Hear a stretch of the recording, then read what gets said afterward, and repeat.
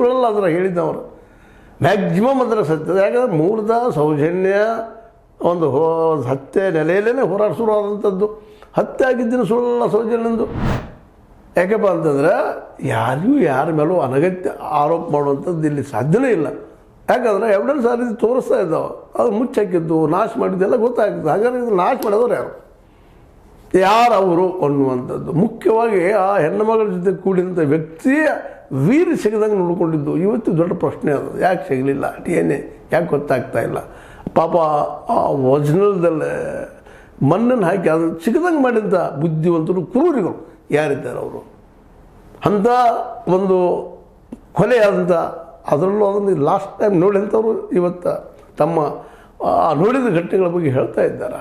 ಅಂದರೆ ಯಾಕೆ ಮೊದಲು ಹೇಳ್ತಾ ಇದ್ದೀನಪ್ಪ ಅಂದರೆ ಈ ಘಟನೆ ನಡೆದಿದ್ದೇನು ಸುಳ್ಳೇನಲ್ಲ. ಇದರ ತನಿಖೆ ಆಗಬೇಕಾಗಿದೆ. ಅಲ್ಲೇ ಆದರೂ ಸಹ ಇದು ಮಟ್ಟನವ್ರಿಗೆ ಬೇಕಾಗಿದ್ದು ತಿರುಗೋಡಿಗೆ ಬೇಕಾಗಿದ್ದು ಇದ್ದವ್ರು ಯಾರು ಅವ್ರಿಗೆ ಸಮಸ್ಯೆ ಅವ್ರ ಮೇಲೆ ಅದ. ಈ ಹೆಗ್ಗಡೆಯವ್ರ ಮೇಲೆ ಹೆಗ್ಗಡೆಯವ್ರ ಕುಟುಂಬದ ಮೇಲೆ ಅದ. ಆದರೆ ಅವರ ಸತ್ಯ ಅಂತ ನಾವು ಹೇಳಿಕ್ಕೆ ಹೊರಟಿಲ್ಲ. ಬಟ್ ಅದು ತನಿಖೆ ಆಗಬೇಕಲ್ಲ. ಅದು ಈ ಹೆರಗಳ ಬಗ್ಗೆ ತನಿಖೆ ನಡೆದದ.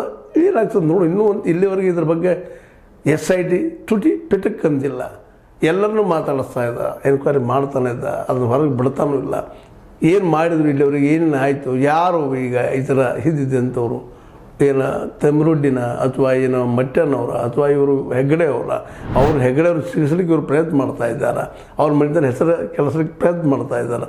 ಇವೆಲ್ಲರೂ ತನಗೆ ಒಂದು ಹಂತಕ್ಕೆ ಬಂದು ಮುಗಿಲೇಬೇಕಾಗಿದೆ.